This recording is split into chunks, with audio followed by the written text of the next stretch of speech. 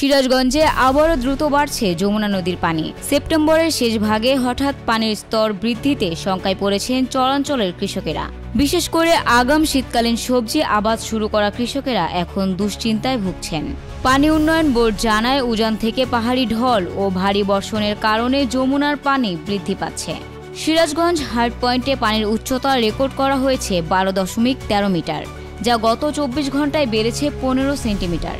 আর কাজীপুরের মেঘাই পয়েন্টে পানির উচ্চতা দাঁড়িয়েছে 13.80 মিটার, যা বিপদসীমার মাত্র 1 মিটার নিচে। এতে কৃষকের শঙ্কা, পানি আরও বাড়লে ক্ষেত প্লাবিত হয়ে যাবে। কৃষকেরা বলছেন, গত বছরও একই সময়ে হঠাৎ পানি বৃদ্ধি তাদের সবজি আবাদে বড় ক্ষতি ডেকে এনেছিল। এবারও সেই ভয় ফিরে এসেছে।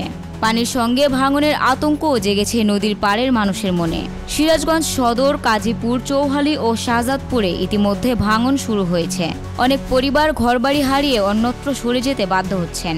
কৃষি সম্প্রসারণ অধিদপ্তর বলছে, শীতকালীন সবজি এই অঞ্চলের কৃষকদের অন্যতম প্রধান আয়ের উৎস। আগাম বাজারে ভালো দাম পেতে কৃষকেরা চাষ শুরু করেছেন। পানি আরও বাড়লে ক্ষতি হতে পারে, তাই কৃষকদের বিকল্প জমি প্রস্তুত রাখতে বলা হয়েছে। স্থানীয়রা দ্রুত ভাঙন রোধে কার্যকর ব্যবস্থা, ক্ষতিগ্রস্ত কৃষকদের জন্য আর্থিক সহায়তা এবং আগাম সতর্কতা প্রদানের দাবি জানিয়েছেন।